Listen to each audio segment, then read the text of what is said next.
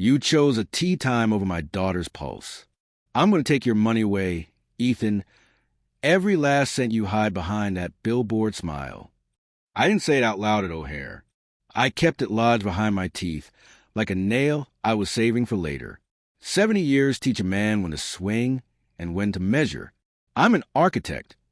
I don't improvise with load-bearing walls. I mark, I score, I cut once. The jetway stale air gave way to Chicago's cold breath.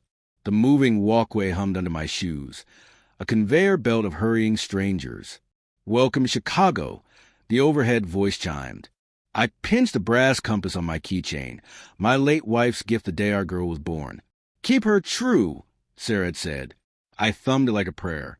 Before we continue, please subscribe to the channel and let us know where you're listening in the comments. Iris hadn't picked up my calls in a week. She always called back by supper time, even just a "love you, Dad, can't talk." When silence stretches that long, you learn to listen for what's missing. On the curb, a yellow cab rolled up, the driver's radio hissing ball scores. Lakeview? I said. He nodded, and we shot onto the freeway, Lake Michigan flashing steel on our left like a giant blade.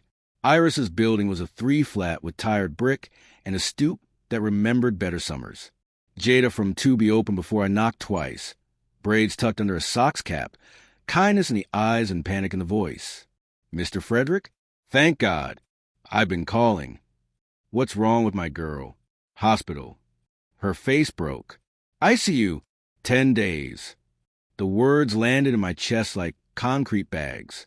Lung surgery complications. They keep calling her husband. He's not answering. Where is he? She bit her lip. You're not going to like this. Jada's living room smelled like cinnamon and lemon pledge. She pushed her phone into my hand. A looped video, bright as sin. Ethan in pastel shorts at a North Shore country club. Neon balloons behind him. Friends chanting birthday boy. He raised a tumbler, laughing big. The sound tinny through the tiny speaker. A golf cart horn beeped. A cake rolled out. The caption read, "Grind never stops, except for a little self-care." My jaw didn't tighten. My pulse didn't spike. Those are luxuries for men with time to waste. I pulled in a measured breath and felt my wife's compass cool against my palm. Ethan sold brand narrative for a living. I just found his fatal flaw. People who believe their own storylines never check the exits. Which hospital? I asked. Northwestern. Jada squeezed my forearm. She looked so small. On the sidewalk, the wind cut straight through my coat. Chicago telling me the truth the way only the city can. I flagged a rideshare, slid in, and watched the skyline line up like a row of teeth waiting for a bite. I pictured Iris at 5, handing me a purple crayon. Daddy, make a castle. So I did, and I swore I'd always keep her safe inside its walls. The hospital lobby was bright and antiseptic, Vivaldi leaking from unseen speakers. In the elevator, a volunteer wheeled past with a cart of books. My phone buzzed again. Another clip, another angle. Ethan at the tee box. Sunlight in his grin. The driver's swing as clean as a lie. The timestamp overlapped perfectly with the first night of Iris's ICU. I stared at his perfect form, heard the ventilators in my imagination, and decided I wasn't just going to visit my daughter. I was going to redraw the plans of Ethan's life. Starting at his foundation, the elevator dinged open onto ICU, and as I stepped forward, my thumb found a contact labeled Harper, Bank VP. I hovered over call and pressed. I need every joint account frozen today, I told Harper. My voice was even, but the steel and surprised even me. There was a pause on the line, like he'd sat back in his chair. Mr. Kane, are you sure? That's a considerable sum. North of $1.5 million. That money belongs to my daughter. My son-in-law's been too busy polishing his handicap to notice she's fighting for her life. So yes, I'm sure. The words didn't tremble. Age gives you gravitas. Fatherhood gives you authority. Combined, they can topple kingdoms. The ICU ward hummed like a hive. Machines beeped in counterpoint to my heartbeat. Through the glass wall, Iris lay pale under a tangle of tubes. My girl. Once the loudest laugh in Colorado Springs. Looked like she was sleeping inside a storm she hadn't asked for. I pushed the door, sanitized my hands, and whispered, "I'm here now, sweetheart." Her fingers twitched. Maybe reflex, maybe recognition. I laid my palm gently over hers. "Rest. I'll handle the noise." Behind me, a nurse cleared her throat. "Family?" "Father," I said. "She's stable but critical. Husband hasn't checked in once. We've tried." The nurse's eyes told me what a professional mask wouldn't. "Neglect. Betrayal. Don't waste your calls," I said. "He's celebrating his birthday at Glenwood Country Club. That's where you'll find him." Her eyebrows arched, a flicker of disgust breaking through the mask. "Noted." I stepped into the hallway. Harper's still on the line. "Mr. Kane, once we freeze these accounts, he'll notice. He'll call. He'll fight." "That's the plan," I said. "Let him squirm. He's been feeding on my daughter's trust. Time he learned what hunger tastes like." I ended the call and leaned against the cool hospital wall. I thought of Sarah's compass in my pocket, north unwavering. This wasn't vengeance for sport. It was architecture. Every cut precise, every collapse planned. My phone buzzed again. A notification. Ethan had just posted another clip. Champagne bottle exploding. Friends howling with laughter. The caption, "Best year yet. Bigger deals ahead." I felt a calm settle over me. People think revenge burns hot, but true justice? It's cold steel against with grain, steady and sharp. I returned to Iris's room, kissed her forehead, and whispered, "Sleep. Tomorrow, he starts losing everything he never deserved." But as I turned, the door swung open, Jada, breathless, phone in hand. "Mr. Kane, you need to see this."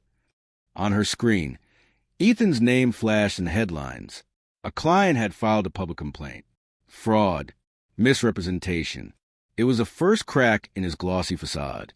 And I knew I had to widen it until the whole structure came crashing down. Jada's screen trembled in her hand, the headline glaring like a neon sign. Top Chicago marketer accused of fraud. Beneath it, Ethan's grin looked thinner than the paper it was printed on. I took the phone, studied the lines. "First domino," I murmured. Jada's eyes searched mine. "What are you going to do?" "What I've done my whole life," I said. "Draw up blueprints and let gravity handle the rest." The ICU lights hummed low. I bent over Iris again. Machines hissed and beeped around her, a terrible orchestra she never bought tickets for. I pressed her hand. "You sleep, baby girl. Daddy's building you a safer house." When I stepped into the corridor, my phone buzzed. Harper again. Accounts frozen. He'll find out the next time he swipes a card. I pictured Ethan striding into the Glenwood Pro's shop, tossing his Amex onto the counter, only to hear, "Declined." The same smirk he wore in boardrooms collapsing under fluorescent lights. It was almost too neat. Almost. But revenge, like architecture, requires layers. One fracture won't level a mansion built on lies. You need weight, evidence, witnesses. I dialed a number I hadn't touched in years. "Max Dalton Investigations," a gravel voice answered. "Max, it's Frederick Kane." A pause, then a chuckle. "The man who once designed me a lakeside deck strong enough for 10 kegs and 20 bad decisions. What can I do for you?" "I need you to tear apart a man's reputation. Ethically, legally, thoroughly. Tell me more." I stepped outside into the Chicago wind, the skyline jagged as broken teeth. His name's Ethan Clark. Calls himself a marketing genius. In reality, he's been bleeding my daughter dry while she fights for her life. Find me every unpaid debt, every forged contract, every skeleton he rented storage for. Max whistled low. "This'll cost." "I'm not bargaining." "Then you'll have your answers." I slid the compass from my pocket, its brass face cold against my palm. North. Always north. Back in the hospital, I sat in the visitor's lounge. Fox News yammering on the wall screen. A ticker at the bottom flashed. Local businessman faces lawsuit threats. Ethan's name again. Jada caught my eye across the room, gave a tiny nod. The world was catching the scent. I imagined Ethan at dinner that night, the waiter leaning in with the bill. Swipe, decline. Swipe again, decline. Friends exchanging glances, whispers starting to rise. The first of his public humiliations. And then my phone buzzed with a new message from Max. Already found something. You want to see this? I opened the file, scrolled once, and my stomach hardened to stone. What Max had dug up was worse than I'd expected. Much worse. And it was going to be my wrecking ball. Max's file opened like a trapdoor. Page after page of unpaid vendors, doctored invoices, fake case studies he sold to gullible clients. And tucked in the back, a cease and desist letter from a rival firm he'd plagiarized. Ethan wasn't a marketer. He was a con artist in golf cleats. I leaned back in the hard vinyl chair of the hospital lounge, the fluorescent lights buzzing like angry flies. You built a palace of smoke, Ethan, I whispered. Time I turn on the fans. I called Max. How current is this? Fresh as this morning. He's leveraged up to his ears. If those accounts stay frozen, he's dead in the water within days. Good, I said. Now let's shine a light. Quietly. Strategic leaks. Max chuckled. Architect's mind. Always with the blueprint. While Iris lay suspended between breaths, I drafted his collapse in my head. First, social media. The same stage he'd use to parade his perfect life. Then clients. Then the country club that crowned him king of cocktails and 9 irons. But fate likes to pitch in when you're already pushing. That evening, a notification lit my phone. Decline transaction. $1,200 Glenwood Country Club. My lips curled. Somewhere in a chandelier-lit dining hall. Ethan's credit card had just betrayed him. I pictured it vividly.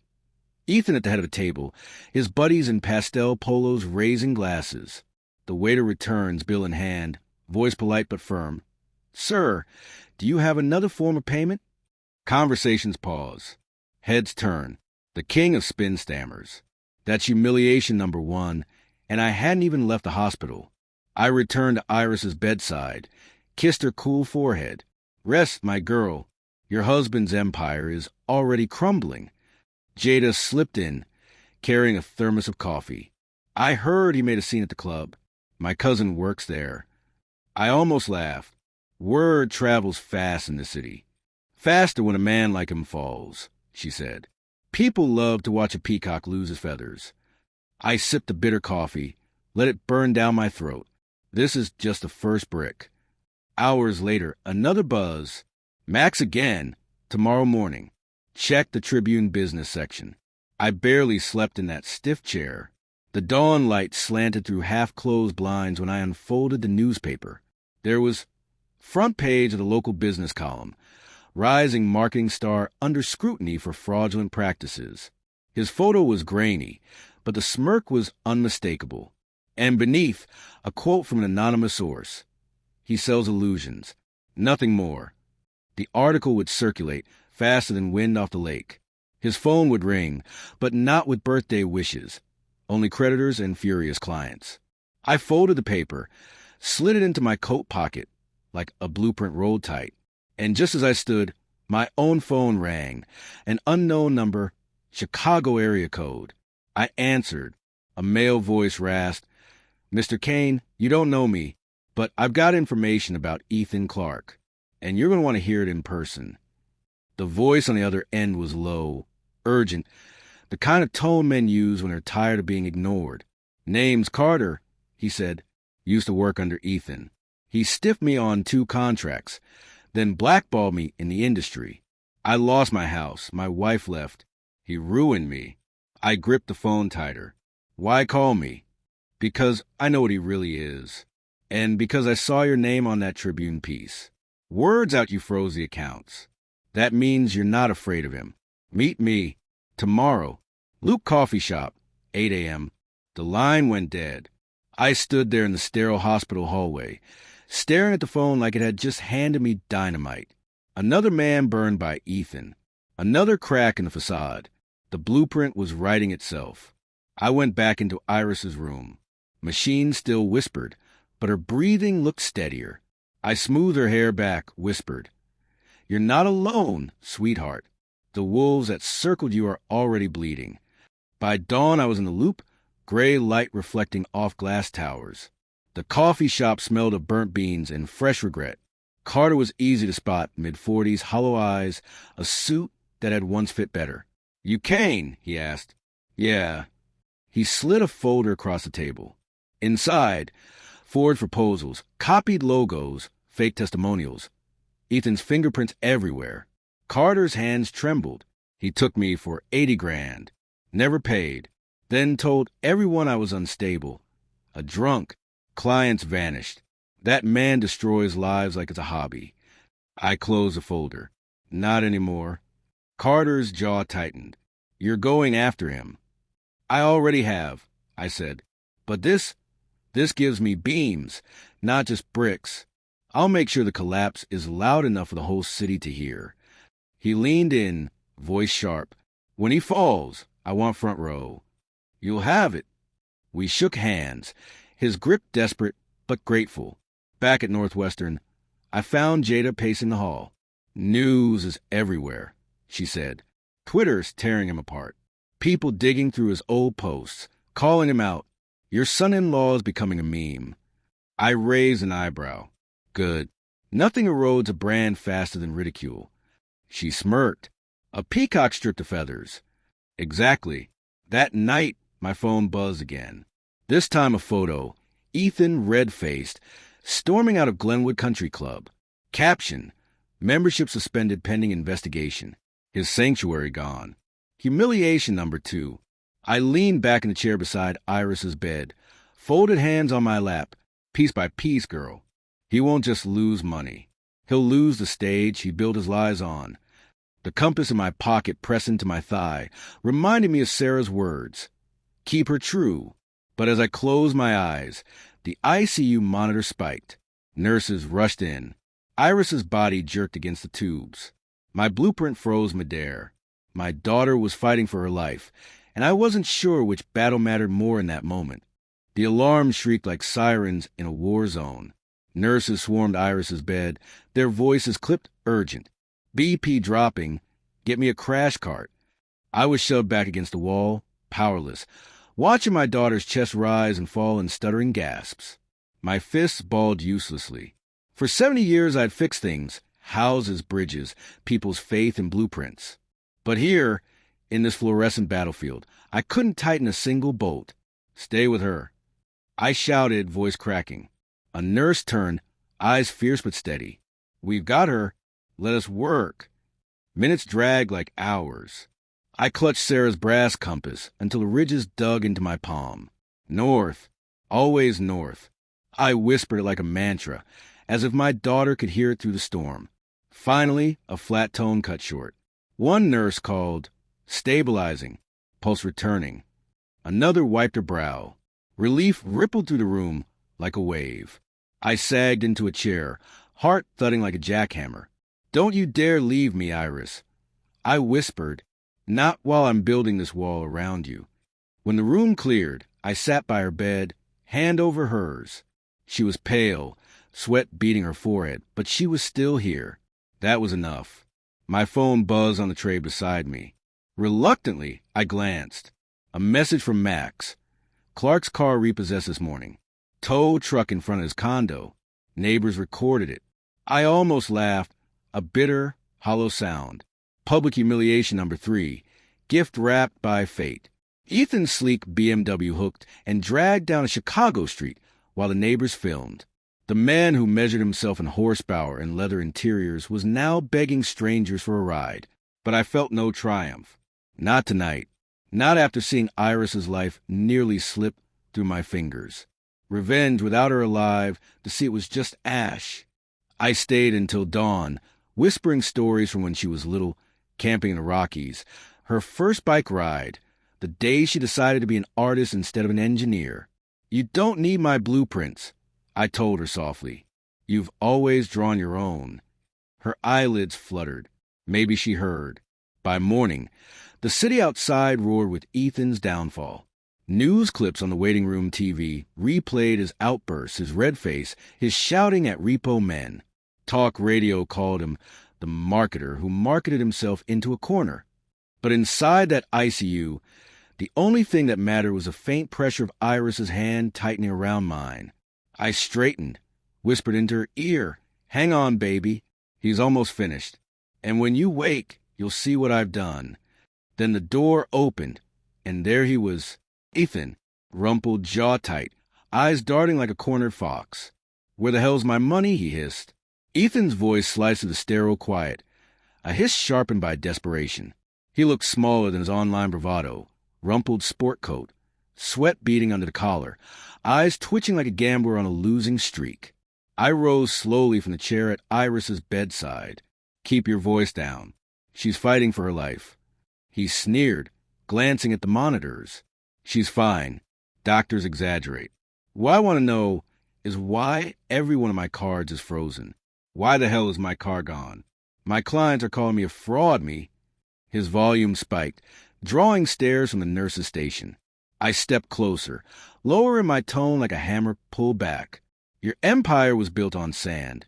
Ethan, I just kicked the tide in." He jabbed a finger into my chest. "You think you can ruin me? I'll fix this. I always do. I'll sue you, old man." I didn't flinch. "Go ahead. But by the time a judge hears it, you'll be begging bus fare." For the first time, I saw it, the crack in his mask. His eyes darted toward Iris, lying fragile under white sheets. He didn't reach for her hand, didn't even step closer, just scowled like she was an inconvenience in his downfall. "Pathetic," I said, shaking my head. "A man who can't sit one night by his wife's bed doesn't deserve her name." He lunged as if to shout again, but a nurse appeared, firm voice cutting the air. "Sir, you need to leave if you can't respect patient recovery." Ethan laughed bitterly, a brittle sound. "Respect? This family owes me. I carried her lifestyle. You think she wanted to live in Colorado Springs the rest of her life? I gave her the city." "She gave you trust." I snapped. "You spent it like poker chips." Security appeared, guiding him toward the elevator. He resisted just enough to make a scene, his voice echoing down the corridor. "This isn't over, Frederick. You'll regret this." The ICU settled back into uneasy quiet. I turned to Iris, stroking her hair. "You heard that? He says it's not over." "Good, because I'm not done either." Later that evening, Max called again. Clark's clients are bailing en masse. One leaked a recording, him promising guaranteed returns. Pure fraud. Media's running it. "Good," I said. "Make sure every outlet sees it." "And Carter?" Max added. "He's talking to a reporter tomorrow. He wants his story public." "Perfect," I whispered. I stepped to the window. Chicago's skyline glowing like a circuit board. Each light felt like a witness. Ethan's collapse was no longer a whisper. It was thunder rolling across the city. I pulled Sarah's compass from my pocket, turned it in my palm. "North," I muttered, straight through the storm. But just then, a weak, raspy sound came from behind me. "Dad." I spun. Iris's eyes were half open, lips trembling with effort. She was awake. Her voice was little more than a rasp, but it carried like a hymn. "Dad." I was at her side in an instant, bending close. "I'm here, sweetheart. I never left." Her eyes, hazy with sedation, darted around the room. "Where, Ethan?" The question lodged in my throat. I smoothed her hair back. "He was here, briefly, but he doesn't deserve your worry." Her brow furrowed, fragile but fierce. "He didn't come before?" I hesitated, then chose truth over comfort. "No, baby. 10 days you've been here, fighting alone.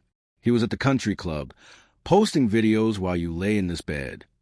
A tear slid from the corner of her eye. "He promised." "Promises are cheap when a man's heart is bankrupt," I said. She closed her eyes, and for a moment I feared she was slipping again. But her fingers squeezed mine, weak but certain. "Don't let him hurt me again." I bent, kissed her knuckles. "Never. I'm building walls higher than he can climb." Later that morning, Jada slipped in with fresh clothes for me. "Word is spreading fast," she whispered. "Twitter, Facebook, even LinkedIn. People dragging him through the mud. Hashtags trending. Your son-in-law's face is everywhere, but not how he planned. I allowed myself the smallest smile. Nothing kills a salesman quicker than losing the story. On the TV in the waiting room, the news anchor's voice cut through. Local marketer Ethan Clark faces mounting accusations of fraud. Former associates claim years of deception. Club membership revoked, assets frozen, clients gone. The camera switched to shaky phone footage. Ethan outside Glenwood, red-faced, screaming at staff as security escorted him off the property. The cheering read, from star to scandal. Patients' families in the lounge chuckled. What a clown, one muttered. I watched, silent, the satisfaction like cold water on a burn. This was the second stage of his public humiliation. The man who lived by reputation now drowning in its ruin. That evening, Iris stirred again. Her voice was fragile but steady. Dad, what happens now? I leaned close, my words slow, deliberate. Now, sweetheart, we rebuild. But first he falls. She swallowed hard, eyes glistening. You sound like Mom. The compass in my pocket pressed against my palm. Sarah's presence steady as ever. She's here, I whispered, guiding us north. But before I could say more, my phone buzzed with Max's name. I answered. Frederick, he said, voice sharp, big one. Ethan's company email servers. Wiped clean this morning. Classic sign of panic. He's running scared. Iris's eyes widened as she listened to my side of the call. Dad, she whispered. He won't stop, will he? I met her gaze, steady as bedrock. No, baby, he won't, but neither will I. Outside the window, thunder rolled across the lake, rattling the hospital glass like a warning. And I knew the storm was about to break in full. The storm broke the next morning, not in the sky, but across every screen in Chicago. I walked into the hospital lounge for burnt coffee and found the room frozen, eyes glued to the television. Ethan's face filled the screen, grainy video of him staggering out of a downtown bar at 2 a.m. A reporter's voice cut sharp. New footage raises further questions about embattled marketer Ethan Clark, accused of fraud and financial misconduct. The camera lingered on him shouting at a cab driver, slurring his words, tossing bills that fluttered into the gutter. Murmurs rippled through the lounge. That's the guy from the news, someone whispered. Total mess. I stood back, arms crossed, letting the weight of it settle. Public humiliation wasn't just cracks anymore. It was collapse. His downfall was now a spectator sport. Back in Iris's room, she blinked at the screen as the clip replayed. That's him. Yes, I said softly. The world's finally seeing who he really is. She turned her face away, tears slipping free. I loved him, Dad. I trusted him. I sat on the edge of the bed, gripping her hand, and he betrayed that trust. But love doesn't make you blind, Iris. It makes you brave. You survived him, and now you'll rise stronger. Her fingers tightened weakly around mine. Promise me he won't touch me again. I promise. That afternoon, Max called, excitement in his voice. Frederick, it's happening. A group of his former clients filed a joint lawsuit this morning. Fraud, misrepresentation, damages in the millions. His name's poison in the business community. I closed my eyes, relief sharp as glass. Good. Make sure it sticks. But Max wasn't done. And Carter? He just went live on local radio. Told the whole city how Ethan bled him dry. People are calling in with their own stories. He's becoming the face of every man Ethan wronged. I paced the corridor, phone pressed tight. This is more than collapse. This is exposure. Let it spread. When I returned to Iris, she was asleep again, her chest rising steadily. I tucked the blanket tighter around her shoulders, then pulled the compass from my pocket. Its brass face gleamed in the lamplight, north unwavering. Sarah's voice echoed in my head. Keep her true. For the first time in days, I felt hope not just for vengeance, but for healing. But just as I allowed myself that breath, the door burst open. Ethan again, wilder now, eyes bloodshot, hair uncombed. He reeked of whiskey and rage. You did this, he spat, pointing at me. You and your little crusade. You ruined me. I rose slowly, heart steady. No, Ethan, you ruined yourself. I just held up the mirror. He took a staggering step toward Iris's bed, voice cracking. She's my wife. And I stepped between them, square as a wall. Not anymore. He snarled, fists clenched, eyes darting like a trapped animal. And in that instant, I knew the final act of the storm was coming straight for me. Ethan's fists trembled at his sides, but it wasn't strength behind them. It was panic, desperation, the twitch of a man watching his world cave in. You think you can erase me? He snarled, spittle flying. I built this life. The condo, the cars, the parties, that was me. I didn't move from my spot between him and Iris. My voice came out steady, low, the way a foundation holds when the walls are shaking.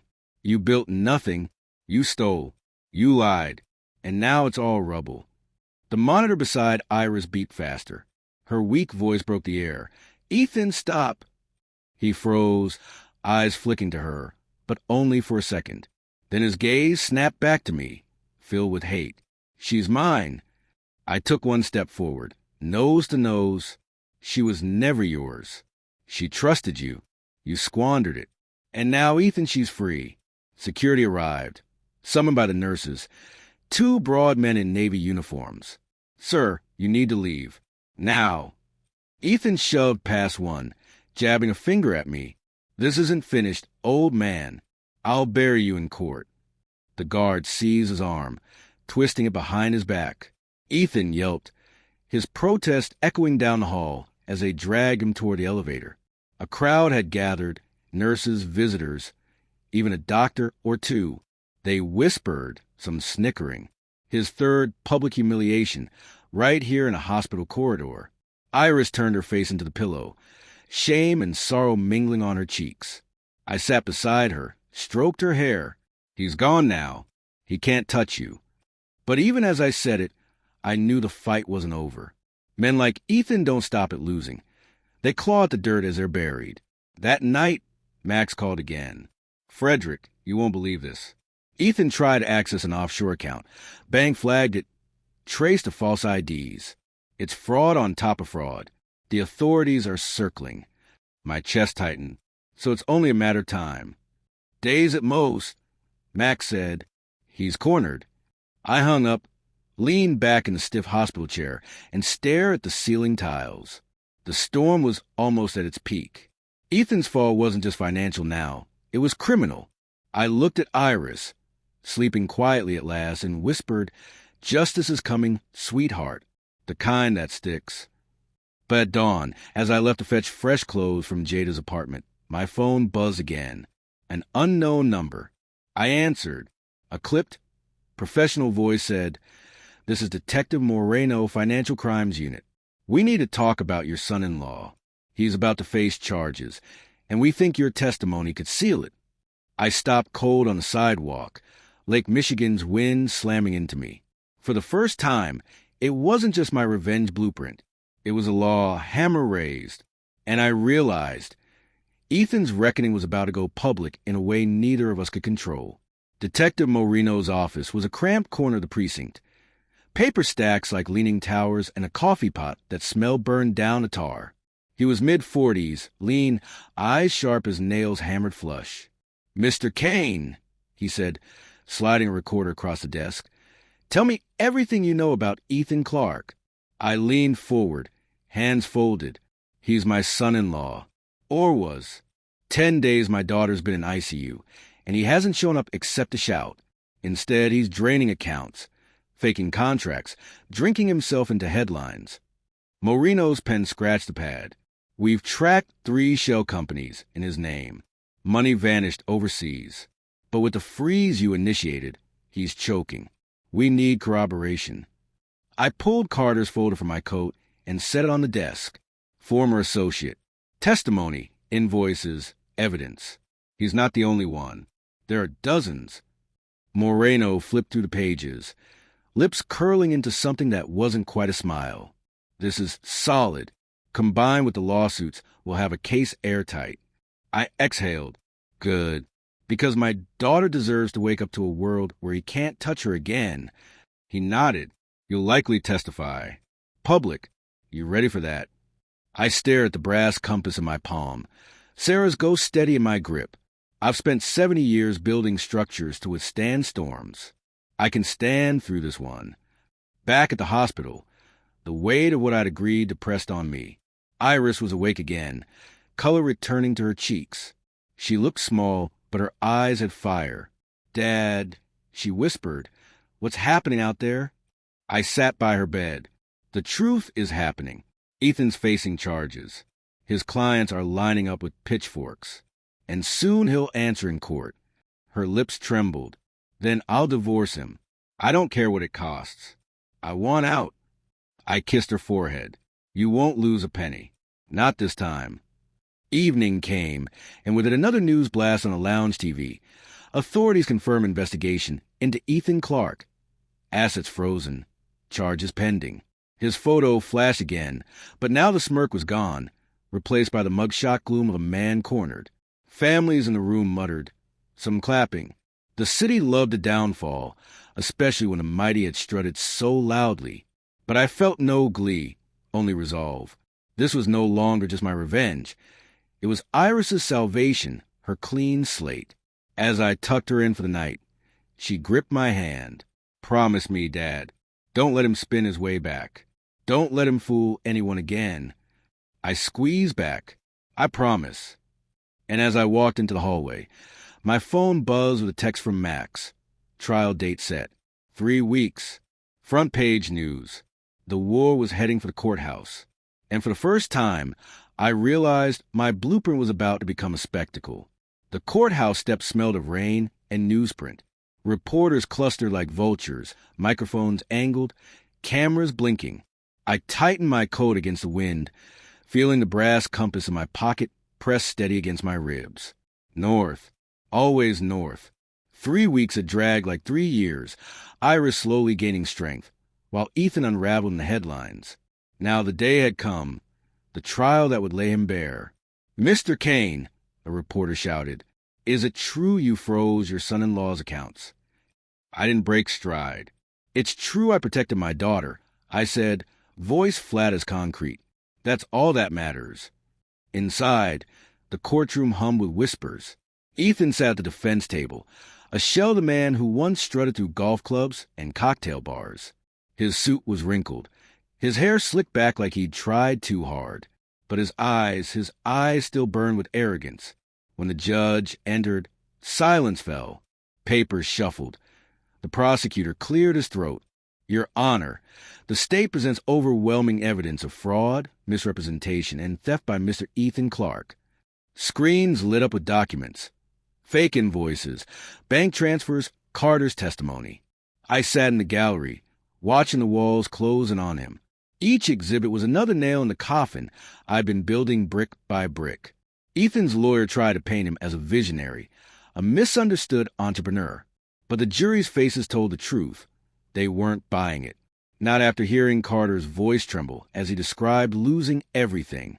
Not after seeing clips of Ethan drunk and screaming at repo men. During a recess, I stepped into the hallway, the buzz of reporters pressing close. One shoved a microphone toward me. "Mr. Kane, what do you want out of this trial?" I paused, met the camera's eye. "I want justice. Not for me. For my daughter, who lay alone in a hospital bed while he toasted himself with champagne." The clip aired that night, looping on every channel. Friend from Colorado Springs texted me. "Saw you on TV. You spoke for all of us." Back in the courtroom, Iris appeared for the first time since the ICU. Pale but resolute, she walked slowly, Jada steadying her arm. When she took the stand, the room hushed. Her voice shook, but her words cut like glass. "I trusted Ethan with my life, my health, my heart. And while I was dying in a hospital bed, he was out drinking, lying, and spending the money I worked for. That's not a husband. That's a predator." The jury leaned forward, every word sinking deep. Ethan tried to meet her eyes, but she didn't flinch. For the first time, I saw shame flicker across his face. When court adjourned, Iris clung to my arm. "I did it, Dad," she whispered. "I told the truth." I kissed her hair. That's all you ever needed to do. But as we stepped into the hallway, Ethan's voice rang out behind us, ragged and desperate. You think this ends here? You'll regret crossing me. The bailiff shoved him back, but his words echoed like a storm cloud. And I knew the verdict would be the lightning strike. The final week of testimony unfolded like the slow cracking of ice. Each day another voice, another document, another stone stacked on the wall, closing around Ethan. Vendors spoke of bounce checks. Former employees described whispered threats, fake contracts, vanished pay. Clients held up invoices stamped with promises he never kept. Every word was another blade cutting through his paper-thin alibi. I watched from the gallery, silent, the compass heavy in my palm. North, steady, unbending. Ethan sat there twitching, jaw clenched, sweat glistening under courtroom lights. Gone was the country club peacock. In his place sat a corner fox gnawing at its own leg. He whispered furiously to his lawyer, but the man only shrugged, his defenses crumbling like plaster in the rain. Then came the prosecution's hammer, a slideshow of Ethan's own social media posts, laughing on golf greens, popping champagne, captioning "best year yet" while Iris lay in ICU. The room shifted. Jurors' faces hardened. A gasp rippled when a timestamp aligned perfectly with Iris's hospital admission. Iris sat beside me, fragile but unbroken. Her eyes filled as the images rolled past, but she held her chin high. When one juror glanced toward her, she nodded once, as if to say, "Yes, this is what he did to me." During cross-examination, Ethan finally broke. He slammed his hand on the table, voice cracking. "I deserve that money. I earned it. You all lived small lives while I built something." The judge's gavel thundered. "Mr. Clark, control yourself." But the damage was done. Cameras caught it. Reporters scribbled furiously. By the next morning, headlines blared. "Ethan Clark melts down in court." Clips went viral. His outburst replayed with mocking captions. In the hospital lounge that evening, strangers nodded at me. "That's your son-in-law?" "Guy's finished." One muttered. I didn't answer. I didn't need to. Iris leaned on my shoulder. "It feels like the whole world finally sees him." "They do," I said, "and soon they'll decide his fate." The next day, the prosecution rested. The defense, out of moves, called no witnesses. It was over, though Ethan's glare never left me, burning across the aisle. When court recessed, he was let out in cuffs. Temporary, the bailiff said, for his outburst. Still, cameras flashed, capturing him shackled, red-faced, shouting protests no one believed. Another public humiliation etched in digital stone. As we walked down the courthouse steps, reporters swarmed, mics thrust toward us. I shielded Iris with my arm. "What's next, Mr. Kane?" someone shouted. I stopped, turned to face the wall of cameras. Next comes the verdict, and with it, the end of the story. The crowd roared questions, but I'd said enough. Iris squeezed my hand, her eyes brighter than I'd seen in weeks. Yet as we climbed into the cab, my phone buzzed. A message from Max. "Be careful. Desperate men do desperate things." I glanced back at the courthouse doors just in time to see Ethan, being led away, twist in the officer's grip and lock eyes with me. And in that glare, I saw it. He wasn't done fighting. Not yet. Verdict day. The courthouse smelled of old wood and sweat, like judgment had seeped into the walls over decades. I sat in the front row beside Iris, her hand trembling in mine, Jada on her other side. The jury filed in, faces set like stone. "All rise," the bailiff barked. The judge cleared his throat. "Ladies and gentlemen of the jury, have you reached a verdict?" The foreman, a gray-haired man with farmer's hands, stood. "We have, Your Honor." He handed over the paper. The judge scanned it, then read aloud. "On all counts of fraud, misrepresentation, and theft, we find the defendant guilty." Gasps. A wave of murmurs rippled across the room. Reporters scribbled like wildfire. Iris squeezed my hand, tears slipping free. "It's over," she whispered. But at the defense table, Ethan erupted. "No, you don't get to do this to me." He lunged to his feet, shackles clanging, eyes wild. I built everything. You can't erase me. The gavel thundered. Order. Mr. Clark, sit down. He turned, scanning the gallery, and locked on me. His voice cracked into a howl. This is your fault, Frederick. You old bastard. You poisoned them all. Security swarmed, dragging him back. Cameras flashed, capturing the scene, the fallen marketer shackled, screaming blame at his father-in-law while the world watched. It was the image that would define him forever. Outside, reporters swarmed us. Microphones thrust forward, voices overlapping. Mr. Kane, how do you feel? I lifted the brass compass from my pocket, held it in my palm. North, I said simply. Always north. The clip aired by evening, my weathered face steady, compass gleaming in the sun. Strangers on the street nodded at me. Some even clapped my shoulder, not out of fame, but out of shared justice. Back at the hospital, Iris signed the divorce papers with steady hands. Her voice was calm but resolute. I'm done with him. Forever. I kissed her forehead. That's the bravest blueprint you've ever drawn. That night, I sat alone in Jada's apartment. City lights blinking outside the window. I thought it was finished. The verdict was in, the papers signed. The world had seen Ethan for what he was. But then my phone buzzed. A text from an unknown number. You think prison will stop me? Watch your back, old man. My stomach tightened, but I didn't flinch. I slipped the compass back into my pocket, whispered into the night, Come at me, Ethan. I've built stronger walls than you can ever break. Still, as the wind howled off Lake Michigan, I knew the fight wasn't truly over. Not until the final nail was driven. The text burned on my phone screen long after midnight. Watch your back, old man. I stared at it. The city outside buzzing with neon and sirens. Chicago restless as ever. Ethan was convicted, disgraced, shackled. But desperation makes men dangerous. A cornered fox still bites. I tucked Sarah's compass into my palm, feeling its ridges steady me. North, I whispered. Always north. Morning came gray and sharp. I walked the hospital corridors, coffee bitter in my hand. Iris was stronger now, color blooming back in her cheeks, her voice steadier. She looked at me with worry. Dad, he won't stop, will he? No, I admitted, but neither will I. That afternoon, Max called, urgency in his voice. Frederick, you need to hear this. Ethan's trying to cut a deal. He's throwing threats around, blaming you for everything. Says you're the reason he lost his empire. Word is, he's desperate enough to lash out before sentencing. I clench my jaw. Then I'll be ready. By evening, a storm rolled in, rain lashing the hospital windows, thunder rattling the glass. I sat by Iris's bed, telling her stories of Colorado summers, of Sarah's laughter echoing through mountain valleys.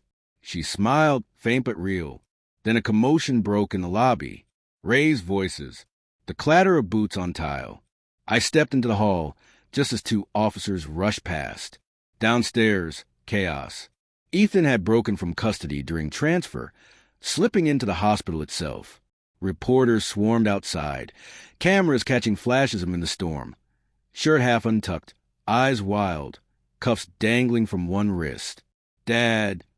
Jada panted, running up. He's here, in the building. The words chilled me, but resolve anchored me just as fast. He was coming, but this was my ground now. Not his country club, not his boardroom. My ground. I told the nurse. Keep Iris safe. Locked his floor down. Then I squared my shoulders, walked toward the lobby like a man stepping onto a battlefield. Rain slicked the entrance tiles. Ethan stood there, dripping, chest heaving, eyes burning holes through me. Reporters pressed against the glass outside, capturing every second. You think you won? He spat, voice hoarse. You humiliated me, stole my life, but I'll take yours before I go down. I met his gaze, steady as stone. No, Ethan, you've already taken yourself down. All that's left is the final strike. He lunged. Security shouted. Cameras flashed. The storm howled through the open doors. And in that instant, I knew the end was here. The reckoning. The blueprint complete, ready for its final nail. The moment slowed, as if the storm itself held its breath. Ethan lunged, wild-eyed, a man stripped of everything but rage. I didn't move. 70 years teaches you patience. He swung clumsy, cuff chain clattering like broken wind chimes. I caught his wrist midair. My grip was iron, not from muscle but from resolve. You were never strong, Ethan, I said, voice steady. You just thought no one would stand in your way. Security closed in, but I held him there a heartbeat longer, forcing him to meet my eyes. Rain streamed down his face, mixing with sweat, with something that looked an awful lot like fear. You spent her love like loose change, I whispered, but I'm the ledger you can't cheat. I twisted, guiding his arm down, forcing him to his knees on the slick lobby floor. Cameras flashed through the glass, reporters capturing the image that would live forever. The once proud marketer cuffed, soaked, kneeling before the father he mocked. The officers hauled him up, shackled him tight. He thrashed, shouting curses, spitting venom. But the crowd in the lobby, patients, nurses, even strangers who followed the news, erupted in jeers. Phones filmed every second. His humiliation was complete. As they dragged him toward the waiting car, he locked eyes with me one last time, fury burning down to ashes. You'll regret this, he rasped. I stepped forward, compass heavy in my palm. No, Ethan, you will.